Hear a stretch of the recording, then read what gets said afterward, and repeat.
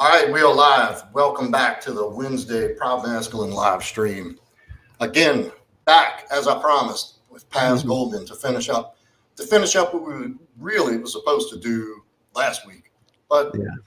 with as with all of my streams, nothing's rehearsed, nothing's planned out. We just get in there and flow, and that's the best way for me. Um, it really shows the true character of the person when they don't have anything to go off of, a script to read or stage questions. And it really just takes an organic flow, which I think is a little more quality and depth, personally. And Great. good to have you back, brother. Good to be back, brother. Thank you so much for having me. It's I think it really says something when somebody invites you to do a second episode. And I mean, it doesn't mean everything, but it means something. It means either you really enjoy that or you just want to give me a second chance. We'll see. I'll let you know at the end of We'll this. see. No, it means obviously it worked. So why not? Yeah. And we've already talked about collaborating and working together. So maybe this is just a good beta test to see how things may go. Oh yeah, I love it. So far, so good. And so real quick before we get started, again, we're going to have Lysander back.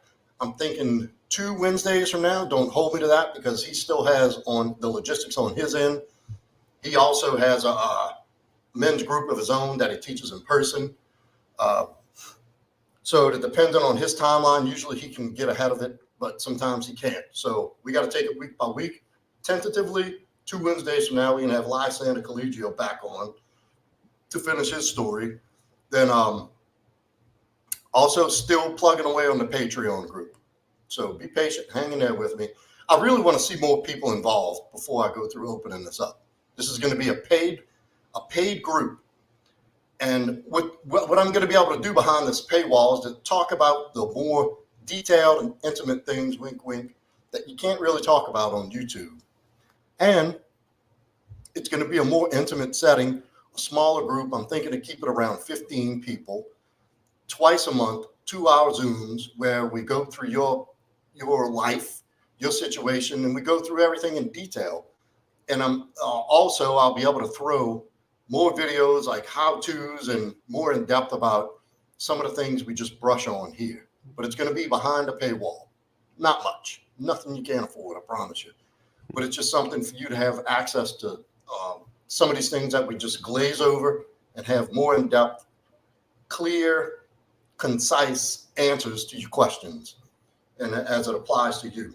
And plus, through the group, the community, you'll be able to make friends with each other, and you'll kind of start making accountability buddies, and you'll start to see how that unfolds and helps you with your journey when you have another brother holding you accountable for what you say you're going to do and how you're going to do it, and to keep you honest. It's a really good system. And I think all men should have a tribe, even if it's an internet tribe, because when you start working on this road to self-improvement and really getting to your core of who you are as a man, you're going to lose a lot of friends. It's just the way it is. Don't hate me for it, because, and that's just the way it is. The more genuine you become, the less you identify with the herd. You start leading your life, you're not taking direction anymore, as people are just mindlessly going with the flow and taking in whatever content and information is given to them and just blindly listen to everything. And you start listening to that inner voice. And that inner voice is a lot different than what you hear coming in from the outside world, especially mass media. All right. You said it so beautifully. So anyway, all of that to say, hang in there and you're going to love it. Believe me, when it's all said and done, I'm still getting the kinks worked out behind the scenes. And I'd like to take this opportunity to thank our brother behind the scenes, Joel. Y'all remember Joel? He used to be on the podcast with me regularly. Him and he's going to do his own thing and I'm doing mine. He still comes in from time to time, but if it wasn't for him, I wouldn't have all this stuff set up. I wouldn't be able to do this as smoothly as I do. He sets up the StreamYard, the thumbnails, the time, all the things. The only thing I do is copy and paste. He does the rest. And Sobriety University, y'all all remember Joel. If you ever have that need for having somebody in the behind the scenes to make your life easier, which I'm a huge proponent of delegating to people who understand and aspects of your job and your journey that can do it better than you. There's nothing wrong with that. Just as much as I say you should have a mentor and a coach, have a team of people. All right, that's out the way. Thank you for being patient, Paz, while I make my quick announcements. Of course. And great to have you back. I'm sure everybody's happy to see you back in. Hit that like button on the way in, guys. Like DT said. Everybody's glad to have you back. So what we're going to do is, you told a pretty amazing journey up until this point. Well, close to this point. So what I want to do tonight is get into more of what you provide now. So this calling that you've talked about, this calling to help men, and how you arrived here and how do you help men exactly? Yeah, first, thank you so much. That's a great leading question, and to begin with. So I see so much bad advice online. We briefly talked about it, right? Yeah. It's embarrassing, and sometimes I really want to say to the ladies, I'm sorry on behalf of men that this is the pool of fucking losers you need to pick from. And I say that as an ex-loser myself, as a beta man myself, beta male. I thought, and society tells us, be loyal, have money, look good, be fit, like all this stuff, and you will have the perfect relationship. There is such a thing that men don't know, and it's often not talked about relational masculinity. I was a man in all the ways, the money, I was a provider, the protector, everything, but I lacked. This is why my ex monkey branched on me last year, because I didn't have what it took, the relational masculinity, to hold her, to lead her, to guide her the correct way. And the pain that I felt, Joe, oh my God, the pain that I felt as a result of not standing up, and also the pain that I felt as a result of society lied to me. Everybody lied to me. They told me, be this, be that, and you'll have a great relationship. Be attentive to your woman. And actually, I asked her, we had a very open communication, very good communication. And I just told her, what do you need? What do you want? And she told me, and I did everything she wanted. And that was, of course it didn't work, because this is not how masculine leadership works. And I said, if I fail, probably other men will fail and fail as well. And then I looked at my brother, got a divorce. His ex cheated on him. Some of my friends, and I started looking at statistics and everything. And then I start looking into men's eyes and understand what is wrong with them.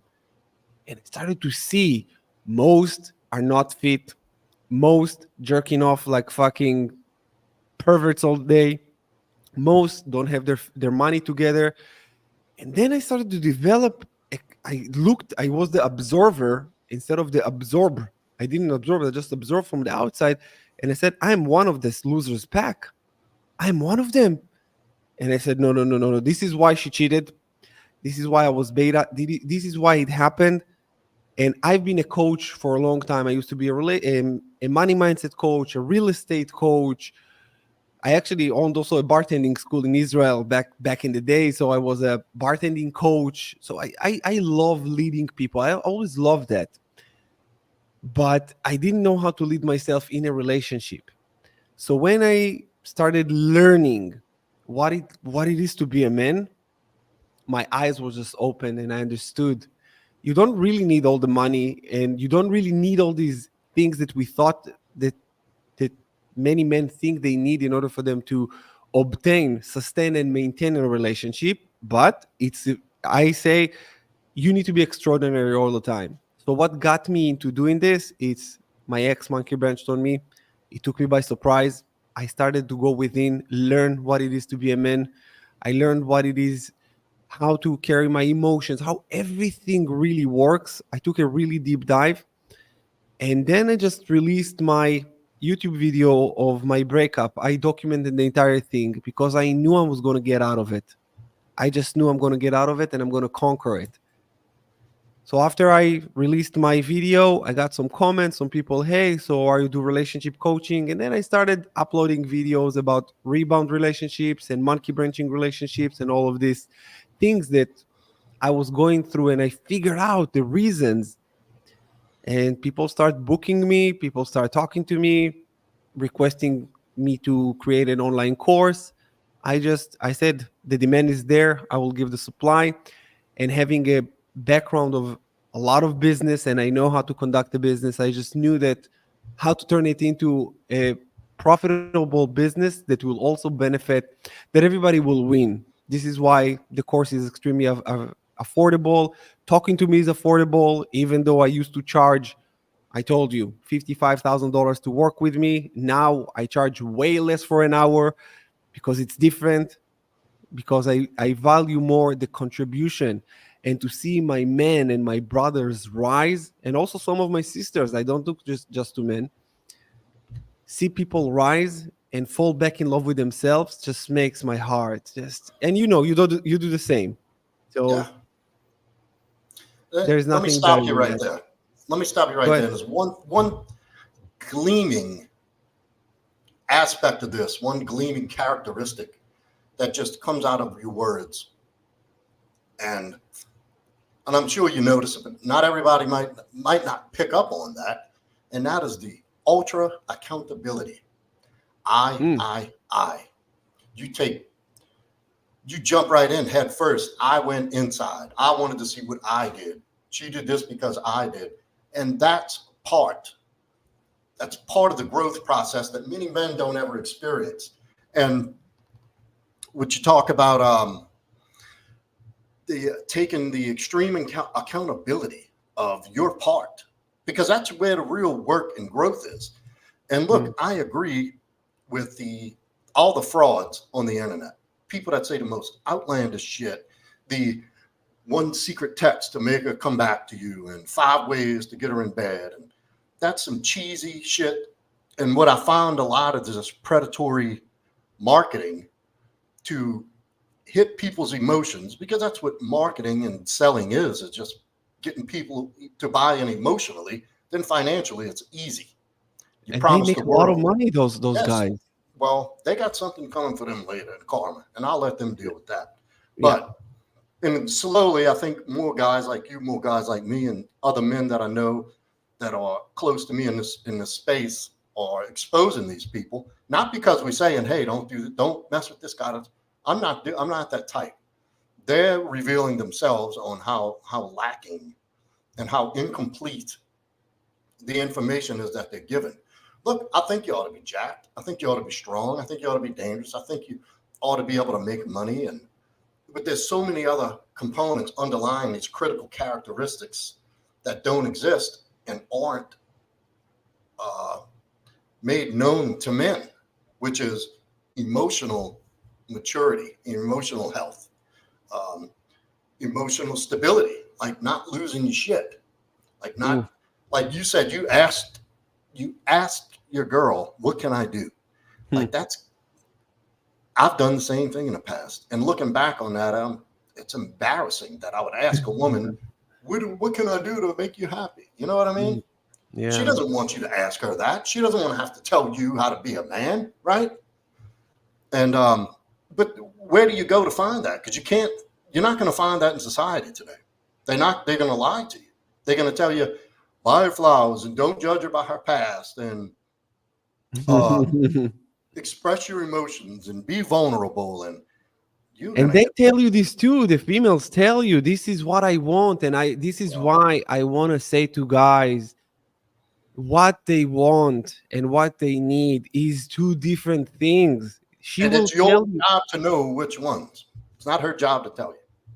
No, she doesn't even know. That's the thing. My No, no. ex told me, and listen, she was so confused about it. Because you because did the whole list of fucking items and she was still exactly. just going further and further away. And you're like, So what? after the breakup, we have, of course, mutual friends here in Tulum. Mm-hmm. And my friends, my female friends told me, listen, she didn't even know. She said he's the perfect man. Listen, I did everything. Everything. Everything. Provided when we started dating, I told her, babe, you don't work. Because I don't like my girl working. I hate this idea. I don't want her to work with anybody else. After 3 months, I told her, we're gonna move in. You're not gonna work. I'm gonna provide. Don't worry about anything. I thought I'm doing the right thing. But so when my friends, my female friends told me, listen, she didn't understand even why. And she said, he's perfect in every way, but I just don't like him. I just don't like him. That's the laws of attraction. She didn't respect me, even though I've done everything right. So that's the thing. And I want to just convey a message here to all the men. What the woman said she want, it's not what she need. And you need to learn from people like Joe and myself what they need. Once you know what they need, what they say they want is irrelevant. Trust me, they don't even know. This is why she was so confused and baffled. And when she cheated on me, monkey benched on me, I remember she sat there and she was like, I have no idea what happened. Now I believe her. Now I know, I understand that intellectually, emotionally, she couldn't comprehend why she did what she did. But I know. So just for all the men out there, you got to learn. You have to, because if you don't learn, you will make these mistakes. You'll get hurt until you reach a such an immense amount of pain that you say, okay, stop it right there. I want to figure out the answer. And then you start going on your hero's journey where you just discover all the, I would say, yeah, lies that you've been told by society and by the women that you've been with up until this point. And many men today, and Joe, you probably already know that, they're very feminized. We were growing with our mom, and our mom used to tell us, respect women. And yes, respect, no doubt, of course. But you need to know how. There is a how to everything when it comes to relationships. It's not just provide, protect. It's more than that. I have to get back to Yeah, work well, out. common thread that keeps running through everything you're saying is Mm. everything that you keep saying, everything that you're saying has this one common thread running through it, and that is accountability. Oh, no You doubt. have to be able to hold yourself accountable and say, hey, this is where I'm lacking. This is where I'm limited. This is what I need to work on. The glaring defects. And a lot of people don't want to go through that.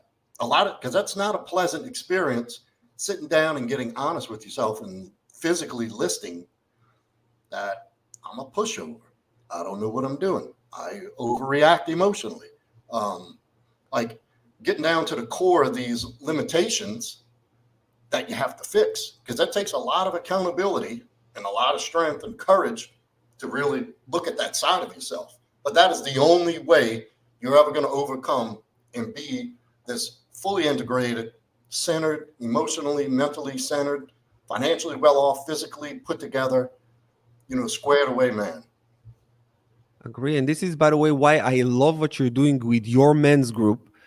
It's absolutely beautiful. And I will tell you why. This is, I see it as it's level 1 and level 2. It's kind of like a little bit of a training wheel for a man to learn how to hold himself accountable. So you help them with that at the beginning. But Mm-hmm. this is the training wheels. After a certain amount of time, the man got to take care of him. I believe, this is my belief. A man got to take care of himself. No one in the world holding me accountable. No. And No one needs. I tell guys in the beginning, it's our Mhm. very first session, No. when I find out what do you want to get out of this, where are you at, and I tell them, look, here's what we're going to do. You need to do exactly as I say, no questions asked, follow the program. I'm not here to make you a lifetime client. I'm here to give you some lessons and shove you off into the world, kick you out the nest and let you go fly for yourself. I'm just giving you the tools to go do it. It's up to you to maintain it and repeat it and build it. Now I'm going to be side by side with you. I'm going to take you under my wing for a little while. because you have to. Yeah. And it's the beginning of the process is something that you need guidance, you need mentorship, you need coaching for. 100%. Look, you can do it on your own if you got 5 years or so to waste and hunting and pecking information, or you can have somebody who's been through it who can give you a detailed plan of action moving forward and help you correct as you go. And you can cut that time into a fraction of 5 years. I can put you on a path in 4 to 6 months to where you going out there, you're going to figure out the rest by yourself because you have the information that you need and you'll have the resources. And I don't want to hold your hand forever. You were generous with 5 years. My oldest client is 75. People carry this to their grave. Yeah. And I've it's had not older guys. I've had older guys in their 60s, well off, lost everything. 64 years old. Wife left him for another guy, kicked him out of his house, took half his shit, wouldn't let him see his kids. And it's hard to tell somebody who's in that position, like, hey, I hate to tell you, but this is your fault. What do you mean? She, this evil bitch. I'm like, no. She was the woman you allowed her to be. You allowed that. You allowed this behavior. You enabled her. But it didn't come from a bad place. He was just doing what they told him to do. Be nice. Get her everything she wants. Go along with everything. Ask her permission. Seek approval. Make her number one in your life. Like, that's all ass backwards. And that's what these young guys don't get. You're going to find out. And you're talking about what fueled me, and I'm sure what fueled you through the same thing, is that pain. When you found out she was cheating, like, that had to have been devastating. But that was the pressure behind the move. That was what pushed you out there to go figure this stuff out. So in the moment, it seems like the worst possible thing. What's going to happen? I'm never going to be the same. You don't even know you're about to go on this tremendous experience and growth process. And lucky if you've had years in of different life experiences to start looking for answers, and you can apply the research skills and all this to this transformation. Plus you have other qualities that attributed to you being able to piece this stuff together. And a lot of people aren't on with that. They just thrown out with the sharks. And some guys, and look, I lost a nephew over a girl.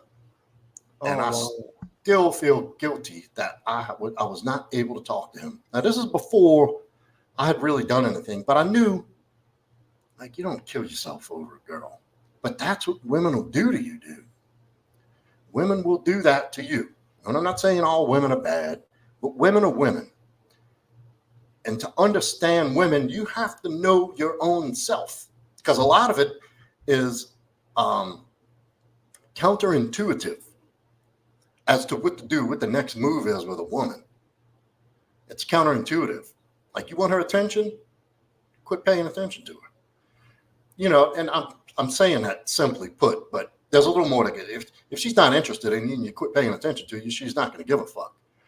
But, if she's emotionally invested and she's starting to treat you bad and starting to cross some lines and become disrespectful, remove your attention. Then she'll come. Then you'll have the opportunity to tell her, like, what you're doing is not acceptable. Like, I will not tolerate that shit. And if you continue going on like this, I'm going to have to move on. So I want somebody in my life who's going to be warm, respectful, encouraging, and feminine. And somebody who's on my team and lead the relationship. See, I see guys, I'm going to say this real quick and turn it back over to you. I people watch a lot. Since a lot of things have changed in my life, like I said, this is a lonely road. It's a lonely road, very misunderstood, but I'm right. And I observe a lot, and the things and the skills and the abilities that I've picked up along this way with body language and posture, expressions, like all these things. I look around in public and I see a lot of unhappy couples. Oh, fuck. Yeah. I see the woman in the driver's seat driving her frumpy ass man. I see in public, like the girl making the decisions, the girl paying for the dinner, like she's got the scowl on her face, and the dude, and like I see this a lot, and it's society has butchered the masculine and feminine dynamic in the West. They still have places that are traditional. They don't want you to know about these places. Believe me, not in this country. Matter of fact, they have this movement now called the Passport Bros. And these guys are like, wow, it's driving American women nuts. What is this? Passport Bros. Guys from this country, relatively good looking, well-to-do guys who don't do well with women in the United States. So they go abroad, the Philippines, South America, East Asia. This is their solution. Well, here's the thing. I don't agree with it. It's because, look, I've dated some, and this is the beginning of everything. I've dated some masculine ass women, like feminist type, doctors who are large and in charge and they the boss. They get around a guy like me and they just turn into little girls. So that's up to you. But these guys are going to experience what a traditional feminine woman looks like. And they're like, fuck these American women, these pigs who totally shit on their man, are totally entitled, bicker and complain all the time. But that's up to you to set the tone in that relationship. And this is what I'm telling guys, whether you're here, because let me tell you something, the passport thing, you're going to go over there. All women are programmed the same way. And if you start exhibiting weak behavior, I don't give a shit if you travel to the other side of the earth and there's an uncontacted tribe and you pick up a woman who washes your feet every night. You start acting bitchy and feminine, she's going to turn on you too, buddy. Exactly. So, but the point being is the observations or like, and I can see it. And I can see it in the body language of the men and women that are together. Like they don't look like a couple. Yeah. They look more like best buddies or roommates. Yeah. And they hanging out together for the night. Like they don't, like the woman doesn't look at her man with adoration and stand next to him and hold his arm and wait and just get pretty looking for the guy. Like the women now, they go out in pajama pants with fucking socks on and it's a mess. It's disgusting. And the guy, and it's there's the whole dynamic is upside down. But and here's where it's society's doing, but it's still not society's fault. It's your fault. And unless you're willing to take responsibility, and this is why I love getting these young guys an audience, tell them ahead of time, like, look, guys, you right on course. You can fix this before it even falls apart. Like, you don't have to get to where I got so far into life and find out that this whole thing was a lie. But they need to get a few blows. Oh, yeah. You're going to have your shit kicked in a little bit. Yeah. To really understand. Yeah. But at least you have the knowledge to see, oh, that's what he's talking about. Oh, that's what he means when she starts yelling, you smile at her and blow her a kiss instead of yelling back at her. And, or, you know how to disarm a emotionally enraged woman, because women get emotional all the time, every day. They're swinging all over the place. They're nuts. And, but you want to settle her down? Don't act like her. Don't react. Just tell her, oh, baby, come here. Come see. Kiss her on the forehead. Make her feel like a little sweetheart. Watch the energy the hostility just pour out of her. And it's the little things like that. But in order for you to do that, to not get triggered emotionally alongside of her, you got to have your shit together. Or you're going to be all nervous and, what's wrong? Why are you acting like that? And you're going to be all high strung and she's going to feed off of you and it's going to get nasty and she's going to lose trust in you. And eventually some Don Juan smooth talking motherfucker is going to be around when you're not. And that's what happens. In a nutshell, that's the short version. I love it. To summarize what you said, I always look at it this way. We are the solution. We're not the problem, but we are the solution. If we as men, grounded, masculine, know what we want, even at the Mm. dating phase, let's say I know what I want and I'm a masculine man. I don't fuck around. I don't have one night stands. I don't just give away my seed to everyone, to anyone. So if all men were like that, that would be so beautiful.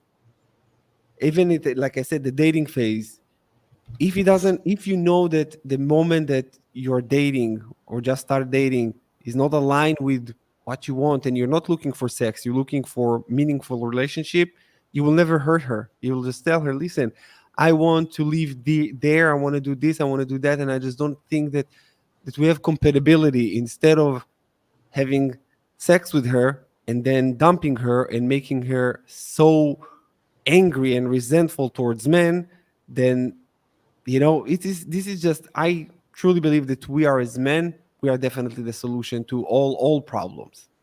We're not the Yeah. problem, but we are the solution. So yeah.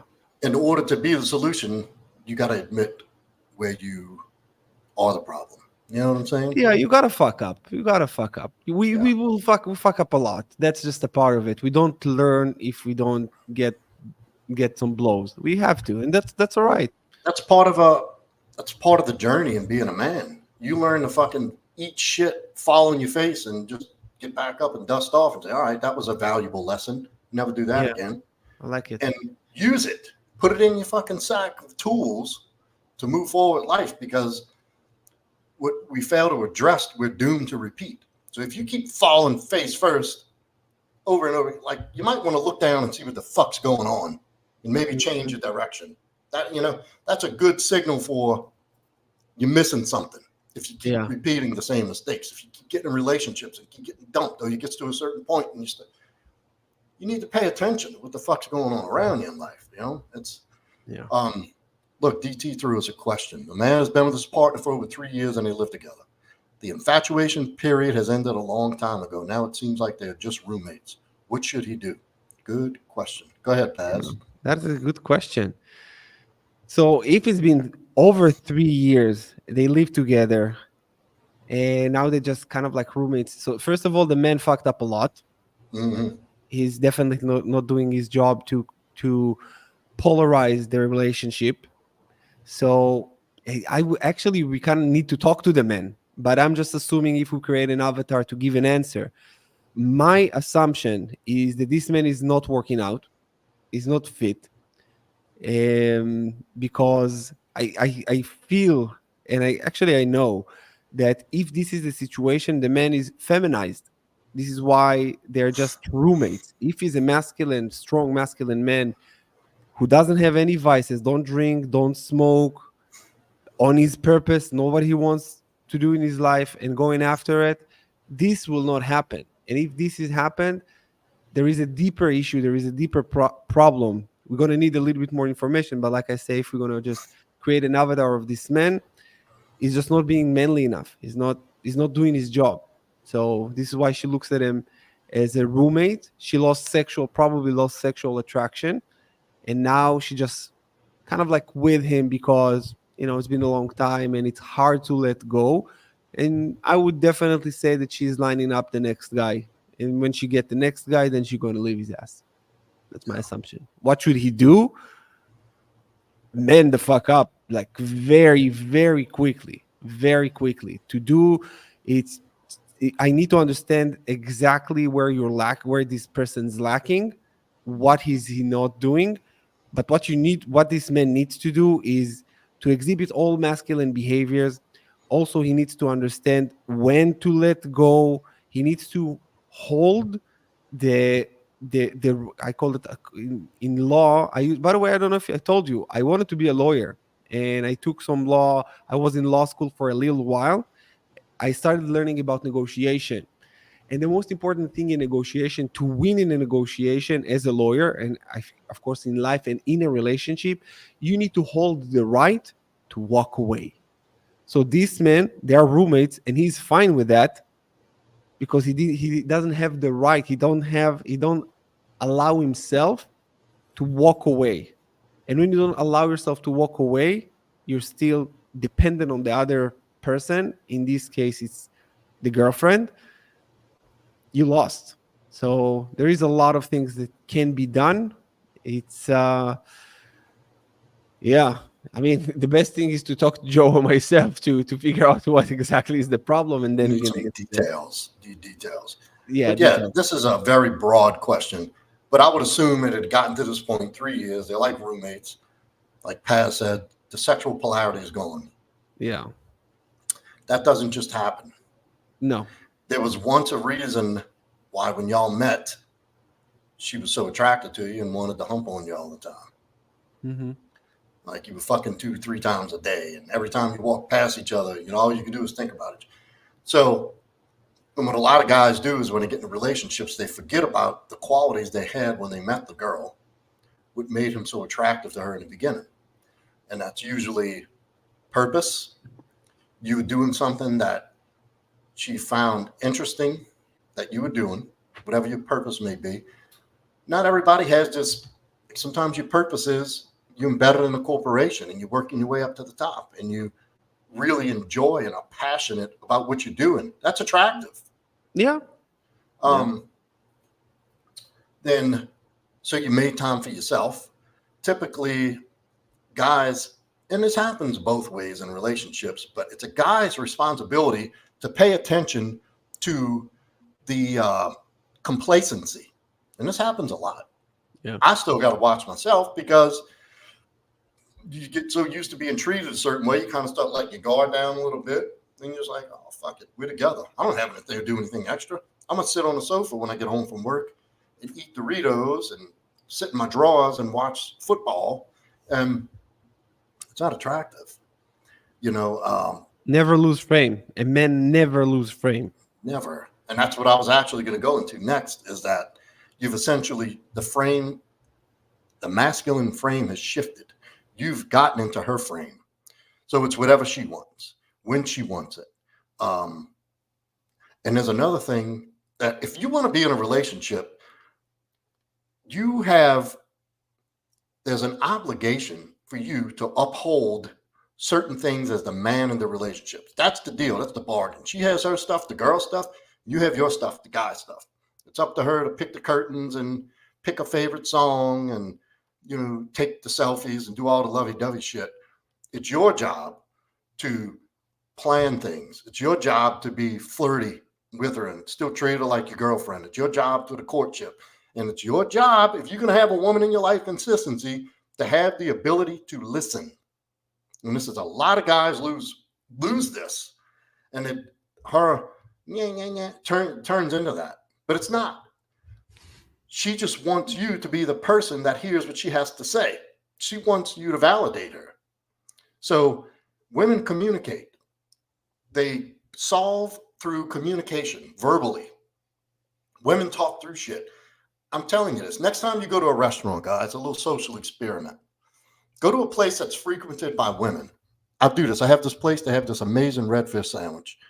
And it's this little uppity joint where they have, all the fancy desserts and shit. But they make this amazing redfish sandwich. And it's frequented by the highfalutin women in this zip code. Plastic surgery, soccer moms driving Mercedes. And you look around a restaurant where they got tables of 2, tables of 4, tables of 6, and women just cackle the whole time. They have 6 women. There's 3 different conversations going on. 2 women, one's talking to the other's talking to they never stop. I can go eat with a friend. We'll talk about, hey, do you want to split a dessert? Yeah, why not? Or no, I'm dieting. I don't want to eat that. I ate too much last week. I ate like shit. Oh, come on, don't be a pussy. All right. You order your food, sit there, eat. Hey, did you see that thing we did in class last night? Yeah, that was pretty cool. Eat some more, talk. All right, see you later. Just like that. Right? So on average, women speak about 8,000 words a day. Men, we speak about 2,000 words a day. So what does that tell you? When I have something going on and I'm stressed or I got something to figure out, I withdraw. and I go figure it out. Or I'll call Paz, or I'll call my other guy friend. Like, man, what's weighing on you? I got this thing going on. And we start talking about a solution. He don't want to hear me whine. He'll listen to the problem and think, okay, you don't have permission to whine anymore unless the only way we're going to keep talking is if we start shifting toward a solution. That's how we're oriented. We figure shit out. We break it down, piece up at it, and go attack and solve the problem. In order for women to get through something, they have to feel their way through it. The way they feel their way through it is they talk their way through it. So if she's had a rough day at work, she comes home, I'll tell you, my ex-wife, I used to tell by the way she'd walk in the door. And I can hear by her footsteps and the way she set her lunch bag down, what kind of day she had. Mm-hmm. And then I knew, hey, what's up? How was your day? I could just tell by the sound of that sigh, it was either a good day or a bad day, or somebody pissed her off. See what? Come tell me about it. Mm-hmm. Oh, she said that, and I don't get this, and they did this, and I'm tired of this, and I don't know. But that's what she needs to do to process shit. And that's what a lot of guys lose sight of. And sometimes it's always your job to listen, but it's not your job to solve everything. Women don't need you solving their problems all the time. When she wants you to solve it, she'll say, what do you think I should do about this? She'll ask you. She just wants you to listen so she can decompress and get back to level again. And she needs to be able to come unload that shit on you. And this is why it's so important that you're centered, grounded, fully integrated, emotionally mature, mentally mature, and healthy. So you can bear that burden for her. That's where your strength comes in. Mm-hmm. By the time she's finished talking, she's like, oh, I'm so glad you got to talk about that. I missed you today. And, then they get affectionate and they get soft and they get sweet. If you tell her, well, I don't want to hear that right now. Do you know what you just did by that small statement? Look, I'm busy. Just not right now. What the fuck do you think just happened in her head? You just rejected that woman. She doesn't trust you anymore. Now, not only does she have all this stuff bottled up, you just put the cherry on top of her not feeling validated and good enough, not even worth listening to. You know what I mean? But that's not something that happens immediately. That's a slow process. I call it a death by 1,000 cuts. Mm-hmm. It takes many hundreds of interactions to lose that polarization. And it's your behavior. And look, if that relationship is going sideways, don't look at her. It's not her fault. It's your fucking fault. Now, if you got a contemptuous, disagreeable, masculine ass, handful of a bitch, then that's still your fault, but you need to just get rid of her.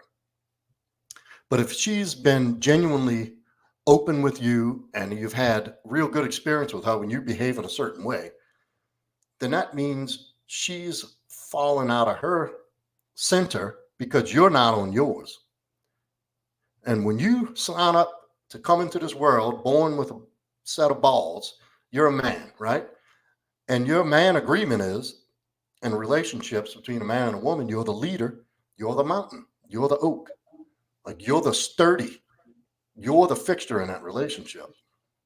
You can never, now look, I say never, you're going to have moments. Nobody can be 100% on top of their gorilla pimp game 100% of the time. It's going to ebb and flow. And that's another thing people don't understand, the ebbs and flows of attraction, the ebbs and flows of a relationship, the push, the pull. It's a living thing. A relationship is a living thing. It's full of energy. And these energies, there's a lot of different things that can affect that. But primarily it's you and where you are in your head and your heart. So that affects polarization, because when she doesn't see you as the strong guy that she can lean on and that you're there to protect her, well, she starts to lose trust in you, which also starts to affect the respect. And once you start fucking with respect, then you're fucking with attraction. And when you start fucking with attraction, that's where the sexuality goes out the window. Mm. So now she comes home from a bad day. She don't even want to talk to you anymore. She'd rather call somebody else.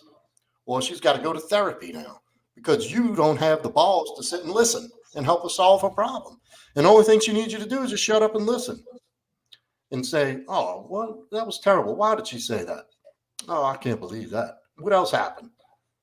Really? Oh, unbelievable. What else happened? That's all you have to do. Shake your head sometimes and ask her a question until she's done talking. When she's done talking, you'll see her. She'll brighten up, her eyes, she'll smile at you, she'll kiss you. She'll say, what do you want to eat for dinner? I'm going to make it down, whatever. You will be able to see and feel the difference. The energy in a room will shift. A whole persona will change. But you'll also notice that when you shut her down. So it's your job to keep her open, keep the polarization, because that's what makes a romantic relationship, is the sexual polarization, the sexuality. The romance part is polarization. She's hot for you because you're a dude, and you hot for her because she's a chick. If she's acting masculine and you acting like a bitch, neither one of y'all are really attracted to each other. And the sex is not even going to be much of a priority. But then there's also the physical need for sex. And that's where the other guy comes in. The one who will sit and listen to her. The guy at work who will sit at the lunch table and say, what's the matter? Tell me. And that's how she winds up getting banged up in somebody's car in the parking lot at lunchtime because he listened to her. And it's that simple. Now, it's a slow process, but if you know what you're looking for, you can spot the signs as they come. You start seeing her get a little quiet, a little distant. If she comes and sit by you every night and watches TV with you or lays next to you in bed, and, a week goes by and you're like, she hasn't come snuggle with me in a week. There's little things that happen around you all the time if you're paying attention that gives you the signal like, hey, something's off. But if you got your head up your fucking ass because you're worried about fantasy football and you're fat and you're so lazy that you don't even care to notice and you think she needs to be attentive to you first, then don't be surprised when she winds up on somebody else's dick, because that's exactly how it's going to happen. So all that to say, what should he do? He should look at his performance. He should look at who's in whose frame. Is he in her frame or is she in his frame? Because if she's in his frame, I guarantee you she doesn't feel uncomfortable coming to vent to him. If she's in his frame, she gets out of the shower and accidentally drops the robe and picks it up in front of you. Oops. Like, that's the kind of shit they do. They want you. Yeah. They want you mentally, spiritually, physically, and emotionally. They want to receive you. So what he should do is step back and look at how he's been performing in his relationship lately. And stop trying to apply your male logic to her emotional femininity. So, yeah, you bought her a fucking nice dinner last week. That doesn't mean nothing on a Tuesday. That's day by day, night by night. If she told you she loved you Sunday, that only applies for Sunday at 12 p.m. Yeah. You don't get to use that 5 months from now when she's packing her shit. You say, well, you said you loved me. She did then. Just like she hated you. She hated you right then. She was pissed right then. She was horny right then. She loved you right then. So everything is moment by moment with women. How they feel in that moment is what reality is. You can't operate like that. You cannot, but you have to be aware of it. You have to understand it. You have to know how to navigate that. And I don't know, I'm going to get into a whole fucking hour-long thing if I get into this too deep.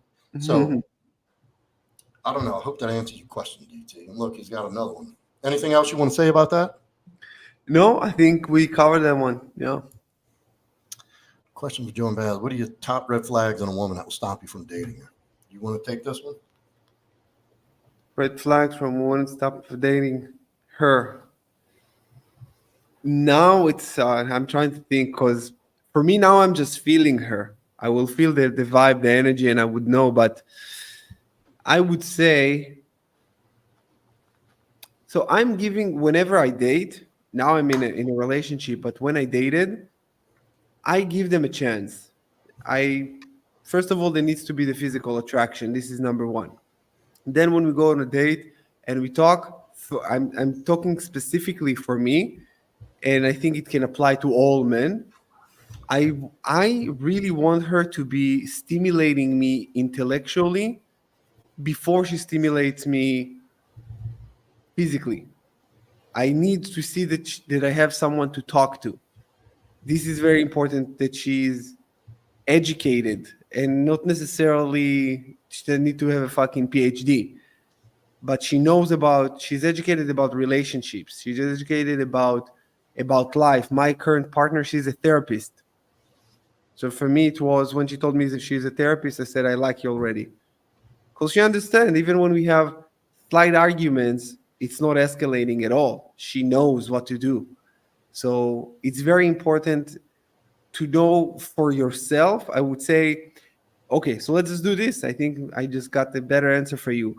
What you need to do is to figure out what kind of woman you want to be with, and then what kind of men you need to be in order for you to attract this kind of woman. And when you start dating, you start to see if this woman will be compatible partner, future partner for you, or not. I think we just need to keep it simple. Other red flags, if she said, for example, she cheated, many of them are honest about it.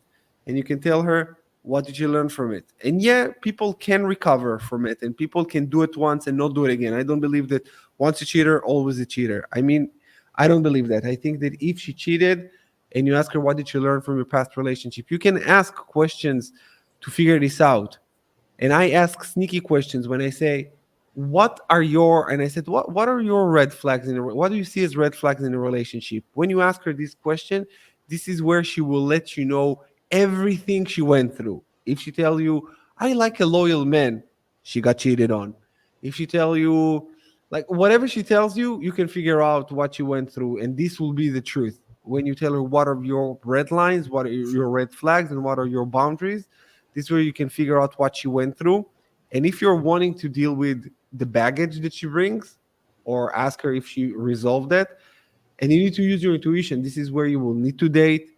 You will need to see this for yourself and figure out your masculine frame and how she will be able to fit into your frame. If she will, great. If she's not, remember all the time you have to hold the right to walk away in any time. Even the girl that I'm seeing right now, if she misbehave even slightly, I'm not taking any bullshit. I love her. It's great, but I'm willing to walk away at any given time. So That I is hope. so important. I can't stress that enough. How important that is. Yeah. The ability to walk away and mean it. Now, many men don't have this ability. No, it's not. Look, it's easy to say, especially when you're involved after a year or so. And she really, I'm not going to get into that because I'll get into Yeah, another whole spiel. Um, so, yeah, red flags. I think that stuff kind of comes out in a wash. I don't think you're going to find out everything you need to in a first date. First thing, like Paz says, any relationship starts physical. yeah, You got to like what you're looking at, and she's got to like what she's looking at. yeah. But it is important that you ask these questions that you already know the answers to her answers of the questions, whether it's a yes or a no. Mm-hmm. Like you said, was it, and if you pay attention, she'll tell you everything you need to know. Mm-hmm. Women love to talk about themselves. Oh yeah. So if you're doing it right, you shouldn't even be talking that much. And by asking well-informed, good leading questions, like you can get all your questions answered without even have to ask her in detail, like, what is your red flag?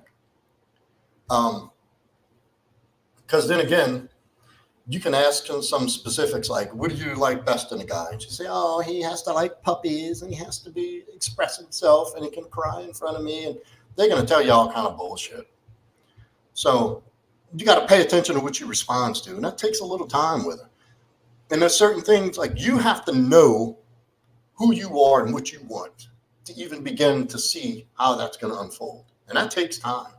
That takes time. You're going to learn through dating and a few relationships, like your hard nose, your non-negotiables, and this is understanding your boundaries. Because when you really like somebody, you're going to have the opportunity to have that conversation. Yeah. You're going to have the boundary conversation. You're not going to invite her over and say, okay, we got to have a conversation about boundaries. It's going to come up on its own because she's into you. She's attracted. She's starting to prod for information. And that opportunity to have that discussion is going to present itself. Because she's going to be asking you some shit at some point.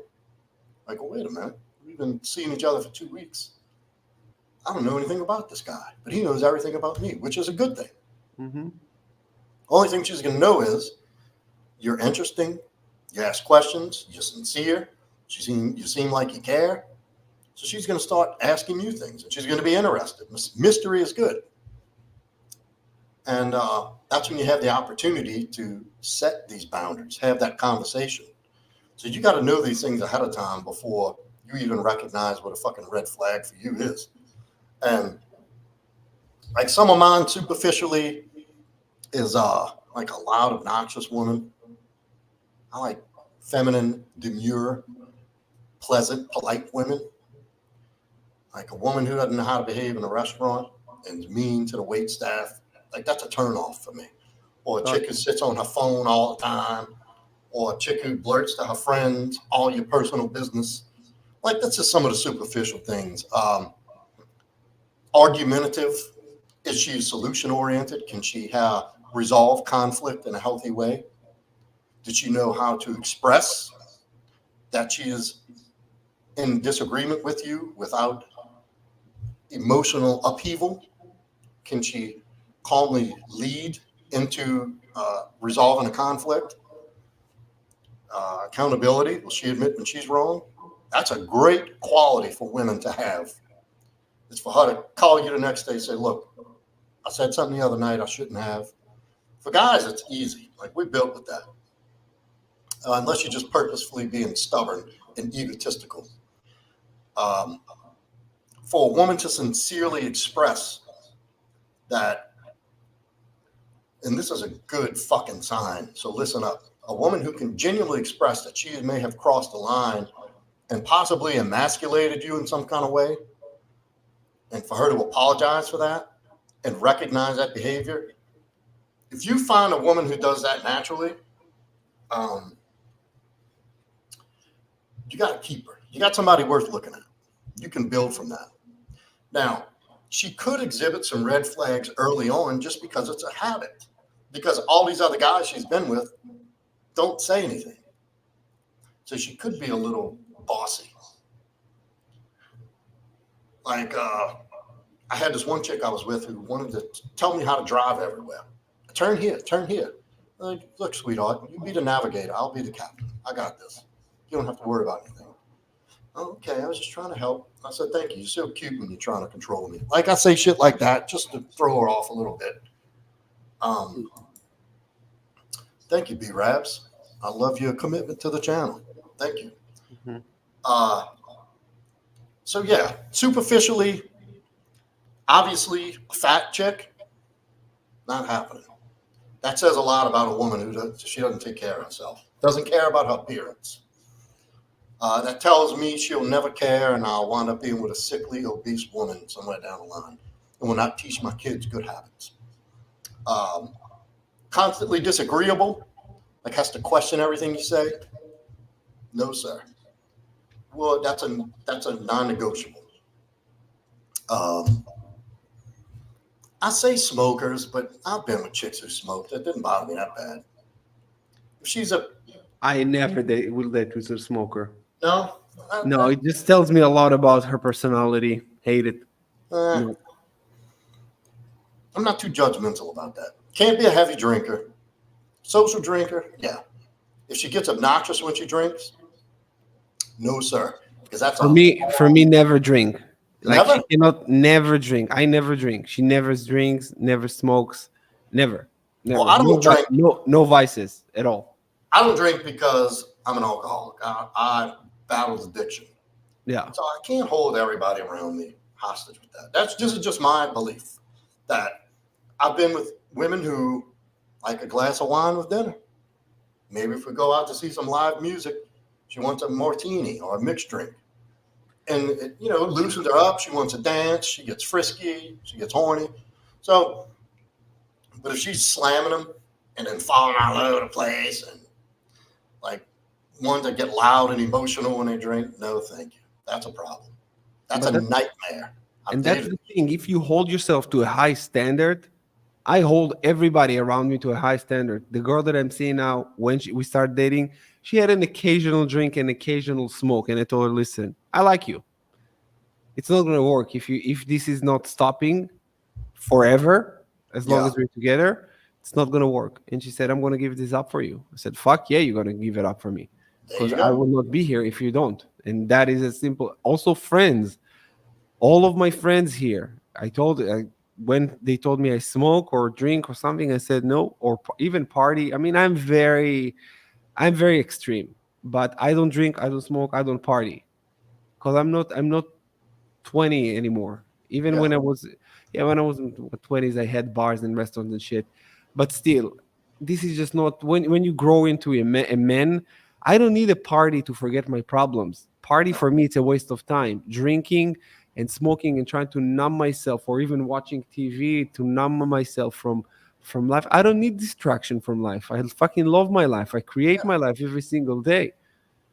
oh yeah. For me, instead of chilling and watching TV, I rather have this kind of talk. Mm. I love it. It's for me. It's even I feel so alive. I feel so relaxed. So Yeah, the smoking, like, look, if I'm in a serious relationship and it's going to go long term, probably not. Not a habitual smoker. Now, if me and a chick's just got an arrangement, it doesn't yeah, but bother. if you need, for me, if I told her, if I'm gonna consider you as a wife, it's gotta stop. If you don't stop, I mean, I'm just exiting. If I'm not dating you for to marriage, I'm just not down for that at all. Yeah, I nobody don't want to likes. waste my time. I don't want to feel like I'm licking a fucking ashtray when I go to kids. That's disgusting. It's a Yeah, nasty habit. I don't smoke. I did for years, and I yeah, quit. Since I quit, it's repulsive. yeah. Um, and there's certain things we have to be in alignment with. I want to be with a woman where I can be the leader and a gentleman. I like doing shit like opening the door for her. Uh,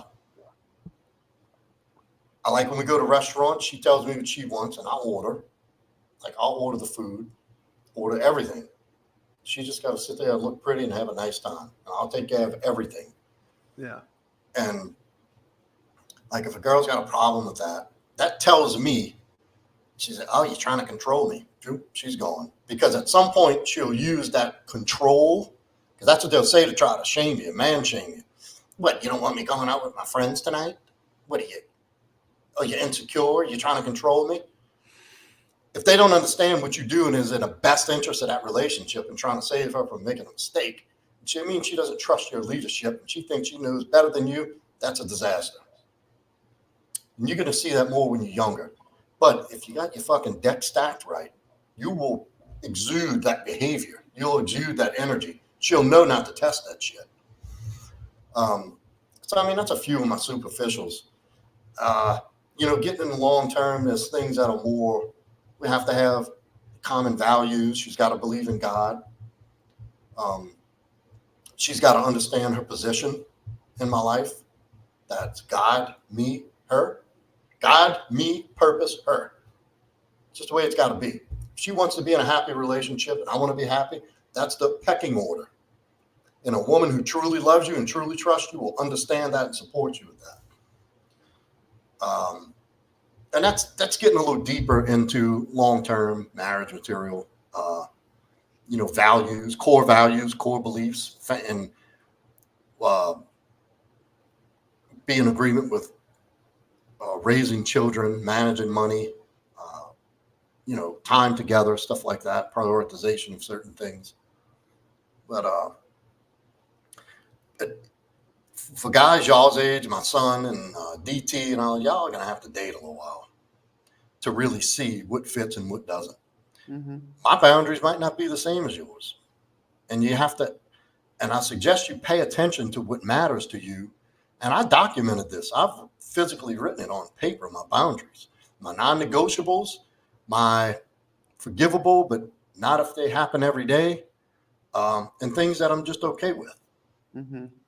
Like there's some things that, because once you set a boundary, it's your responsibility to enforce it. And it's the other person's job to occasionally test it. Now, if you give a non-negotiable and she crosses that line and you've explained to her, look, if this happens even one time, we won't be together. I'm gone. And she does that, she's got to go, because you got to keep your word. Now, so that's where you got to understand your boundaries are so important. And you also got to understand if things that come up from time to time, can you talk through it? And if, you get the resolution that you want to hear from her and the accountability, you can overlook it. But you don't want to be dealing with the shit all the time. This is like once or twice a year type occurrences. Then, you got to categorize your boundaries and have clear boundaries and clear what they mean to you. And then in a consequence, if that boundary is crossed. But that's going in deep. But that's some of my superficial red flags. On the phone a lot. But the younger generation, they're on their phones all the time, the guys and the girls. But I can tell you how to set the tone and set yourself apart is when you're with her, put your fucking phone away and like check her when she pulls hers out. So, hey, look, sweetheart, this is my time. You can talk to the friends later. You with me tonight. Catch up with your friends tomorrow. It's time for you to give me your attention. And you don't have to say it exactly like that, but you have to give off that vibe. And then, because I see a lot of guys, young couples, even grown-ups, sitting across from each other at dinner on their phone. You want to set yourself apart? Have some fucking discipline. Put that shit away. Yeah. Stop trying to satisfy yourself every second of every day with that shit. But I don't know. Do you have anything you want to add, Paz? It's like we had 1:07. Yeah. No, nothing that I want to add. It's about bedtime for me though, because I'm waking up like super early. So yeah, I can see your eyes getting heavy over there. yeah. Usually I'm going to bed around 9:30, and it's almost 9 here. We at 9:00, brother. Yeah. Well, good, man. Thank you for coming on again. I'm not going to announce it. We're not going to plan it, but yeah, we're gonna do some more talks, definitely. Definitely. Well, we'll have them structured to where maybe we'll do a certain topic and punch on that. Yeah, I think topic will be good. We have a lot to talk about and a lot of information to share, and a lot of people who need it. That's for sure. Yeah, definitely. I see how even just this little talk helped many. So. Oh yeah, definitely. Well, good. Thank you for coming on again. I appreciate you coming on. It's always an honor and a pleasure to have you on in your presence and having you out here preaching to the guys. I say preaching, you know what I mean. Yeah, I feel you. In a good way, in the most positive and respectful way I can say that. And thank y'all, everybody, for coming in again tonight, the participation. Make sure you hit that like, subscribe, comment, give us some feedback. Help get me up in that algorithm. Let's get this channel out there. Let's grow this thing. People need to hear this stuff. And I hope you guys who come in regularly have notebooks and taking notes, because you're getting some fucking gold right here, fellas. Gold. Thank you, Paz. DT, my admin guy. Always good to have you in DT. So, well, I guess with that, we'll wrap it up. And thank y'all, everybody, again. Thank you, Paz. Thank you. And I'll see y'all same time next week. See ya.